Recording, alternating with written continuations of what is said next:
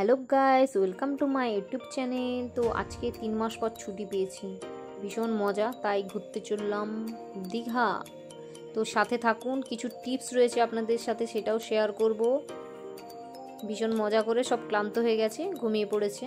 আমরা মেদিনীপুর থেকে ট্রেন ধরেছিলাম, পাঁশকুড়ায় নেমেছি। পাঁশকুড়া থেকে আবার দীঘার লাইনে ট্রেন ধরবো।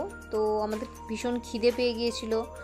আর পাঁশকুড়াতে এর আগে আমি সেলসের যখন কাজ করতাম, কাজে এসেছিলাম, জানতাম এই দোকানটায় ছেঁড়া পাওয়াটা খুব ভালো করে, সাথে ঘুগনিও দেয়। তো 15 টাকায় 100, দেখতেই পাচ্ছেন, ভালোই দিয়েছে। আর ঘুগনিটার পরিমাণটাও বেশি ছিল। আপনারা কখনো পাঁশকুড়া এলে এই দোকানটাই খেতে পারেন। স্টেশনের উল্টো দিকেই দোকানটা, মিষ্টি দোকানে পাওয়া যায় এই ছেঁড়া পরোটাটা। আপনারা ট্রাই করে বলবেন আমাকে কেমন। আমার তো ভালোই লেগেছে। এরপর ট্রেন আমাদের ম্যাক্সিমাম 3 ঘন্টা লেট। পুরো চোখ টোক বসে গেছে ট্রাভেল করে। এই যে আমাদের বান্ধবী কি করে যাচ্ছে, একজন তো মেঝেতে বসেই পড়েছে, দেখেছেন, ভিড়, বসার জায়গা নেই কোথাও। তারপরে যাই হোক, 3 ঘন্টা পর ট্রেন এসেছে। ট্রেনের মধ্যে আমাদের তো আর সিট পেলাম না। এই 2 বান্ধবী ঘুমিয়ে পড়েছে সিট পেয়ে, আর আমরা 2 বান্ধবী দাঁড়িয়েই রইলাম। দাঁড়িয়ে দাঁড়িয়ে দীঘা পৌঁছে গেলাম। দীঘায় আমরা নেমে পড়েছি। দেখেছেন মুখ চোখের কি অবস্থা আমাদের, খুবই খারাপ। ভিডিওর প্রথমেই আপনাদেরকে বলেছিলাম যে টিপস রয়েছে আপনাদের। তো আপনারা এলে কিভাবে হোটেল খুঁজবেন বা কিভাবে আসবেন, সেটাই আপনাদের সাথে শেয়ার করব। তো স্টেশনে নামার সাথে সাথেই টোটো থাকবে, টোটোগুলো বলবে আপনাদেরকে যে 10 টাকা করে নেবো, আর হোটেল না পেলে ততক্ষণ মানে দেখাবে ওরা ঘুরে। তো আমরা হোটেল অনন্যাটা আগে সার্চ মেরেছিলাম, ওখানে সুইমিং পুল ছিল, আর আমরা সুইমিং পুল চাইছিলাম। হোটেলটা দেখুন কি সুন্দর, ব্যালকনি রয়েছে, হোটেলটার মধ্যে রেস্টুরেন্ট রয়েছে আর সুইমিং পুলও রয়েছে। তো আপনারা কখনো আসতে চাইলে এই হোটেলটায় আসতে পারেন। আমার তো ভালো লেগেছে ভীষণ।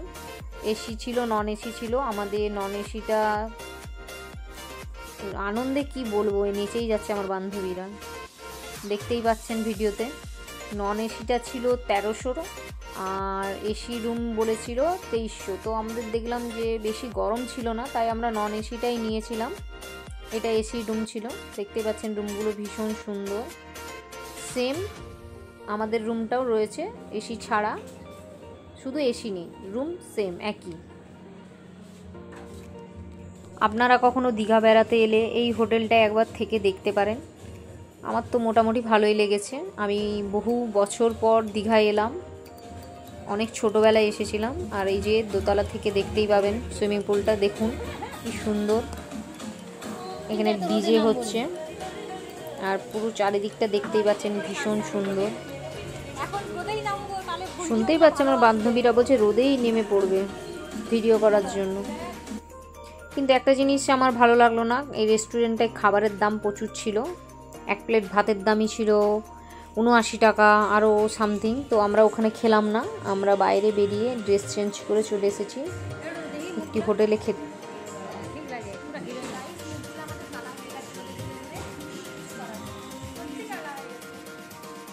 এই বান্ধবীটি আমার চুপচাপ, ও বেশি কথা বলে না। তো এরপর আমরা খেতে বসে গেছি। দেখুন এই ভাতটা দিয়েছে, আর 2টো সবজি দিয়েছিল, আলু ভাজা দিয়েছিল, স্যালাড দিয়েছিল, আর ডাল দিয়েছিল।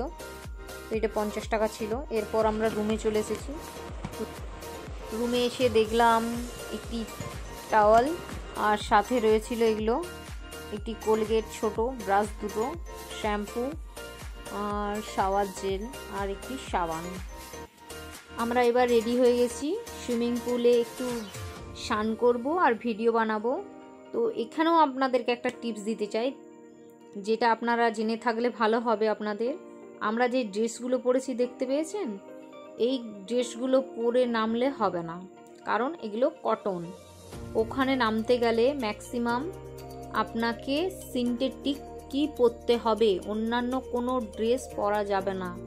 তো আমরা কি করব, আমরা 2 ঘন্টা ধরে অনেক রিকোয়েস্ট করলাম, কিছুতেই আমাদেরকে নামতে দিল না। তাই আমরা একটু ছবি, ভিডিও, ফটো তুললাম। তারপরে কিন্তু আমরা তো সুইমিং পুলে ভিডিও বানানোর জন্য গিয়েছিলাম, আবার ড্রেস চেঞ্জ করলাম। এই যে দেখতেই পাচ্ছেন, এগুলো সুতির নয়, তাই আমাদেরকে পরে আবার নামতে দিয়েছে। তো আপনারা কখনো গেলে সিনথেটিকের জামা নিয়েই যাবেন। ভীষণ মজা করেছি। তারপর আমরা একটু রেস্ট নিয়ে সন্ধেবেলায় আবার রেডি হয়ে গেছি, দেখতেই পাচ্ছেন। রেডি হয়ে আমরা একটু বাইরে ঘুরু করতে বেরিয়েছি। কি সুন্দর মেঘের ওয়েদারটা দেখুন, দেখতে পাচ্ছেন, দারুণ ব্যাপার। এটা হলো নিউ দীঘা। এবার আমরা সমুদ্রের কাছে চলে এসেছি। ভেবেছিলাম সমুদ্রের কাছে অনেক ভিডিও বানাবো, রিলস বানাবো, কিন্তু জল এতটাই কাছে ছিল, কোনো ভিডিও বা ফটো আমাদের আসলো না। আমাদের অনেক দেরি হয়ে গিয়েছিল যেতে।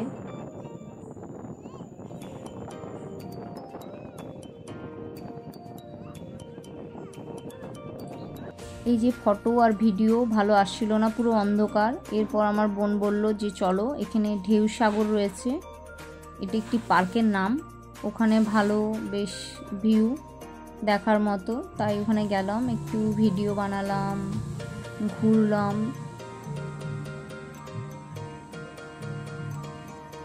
এটা সমুদ্র থেকে সামনেই, পায়ে হেঁটে চলে আসবেন। আর এটার ভেতরে ঢুকতে গেলে 10 টাকা করে টিকিট নিচ্ছিল। এখানে বড় বড় করে লেখা ছিল ঢেউ সাগর। মোটামুটি দেখতে ভালোই ছিল ভিতরটা। তারপরে আমাদের খুব খিদে পেয়ে গিয়েছিল এত ঘুরে ঘুরে। আবার আমরা এলাম, এসে আমার খুব ইচ্ছে ছিল অক্টোপাস খাওয়ার, যে ট্রাই করবো এই অক্টোপাসটা খেতে কেমন।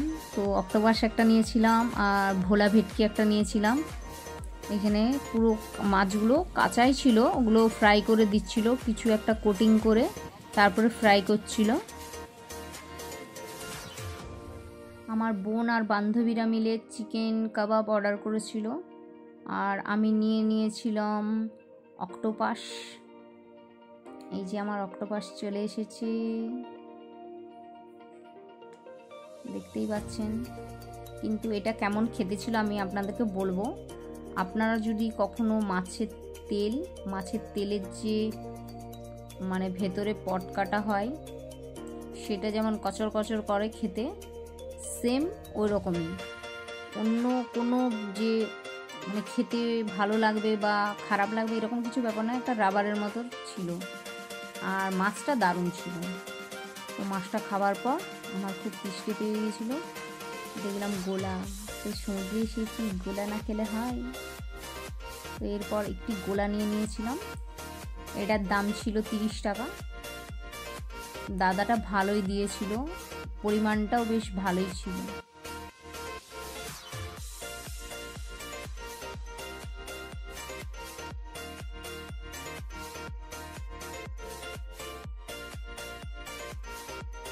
অনেকগুলো ফ্লেভার দিয়ে গোলাটা বানিয়েছিল, তো ভীষণ ভালো লাগছিল, টক মিষ্টি ঝাল সব রকমই ফ্লেভার পাচ্ছিলাম। এরপর আমরা রুমে এসে একটু মজা করলাম, মজা করার সাথে সাথে একটু ভিডিও বানিয়ে নিয়ে ঘুমিয়ে পড়েছিলাম। তারপরে আবার সকালে সমুদ্র দেখার জন্য রেডি হয়ে চললাম। কিন্তু আমাদের সাথে ব্যাড লাক, আমরা একদিনের জন্য এসেছিলাম সমুদ্রে একটু মজা করব বলে, কিন্তু ভালোভাবে মজা করতে পারলাম না, কারণ আগের দিনও আমাদের সন্ধে হয়ে গেছিলো সমুদ্রে যেতে। আর আজকেও সকালে যখন আমরা সমুদ্রে এসেছি, পুরো জল পাথরের কাছে চলে আসছে। এই পাথরে তো ঠোকা খেয়ে আমাদের সবার হাত পা ভীষণ কেটেছিল। ঢেউয়ের জলের সাথে ছুটছে কেমন দেখুন আমার বান্ধবী। তবু একটু মজা করেছি। তারপরে আমাদের 9:30টার মধ্যে রুম ছেড়ে দেওয়ার কথা ছিল, মানে ওদের সকাল 11টায় ঢুকলে পরের দিন 9:30টার মধ্যে ছেড়ে দিতে হবে রুম। তাই তাড়াহুড়ো করে রেডি হয়ে বেরিয়ে পড়েছি, চললাম। কিন্তু আমাদের মনে হলো আমাদের রিলসগুলো বানানো কমপ্লিট হয়নি, তাই আমরা আবার ওখান থেকে টোটো ধরে, ওখানে 20 টাকা করে নিয়েছিল, ওল্ড দীঘায় এসেছিলাম। ওল্ড দীঘায় এসে এই ভিডিওগুলি বানিয়েছি। ওখানে আবার একটি রুম নিয়েছিলাম 1 ঘন্টার জন্য, 300 টাকা নিয়েছিল, 500 টাকা বলছিল, আমরা দাম দর করে নিয়েছিলাম। তো আমার ব্লগটি কেমন লেগেছে জানাবেন কমেন্টে। আর আপনারাও আসুন দীঘায়, ভালোভাবে আনন্দ করুন। নেক্সট ব্লগে আবার দেখা হবে। ওকে, টাটা, বাই বাই।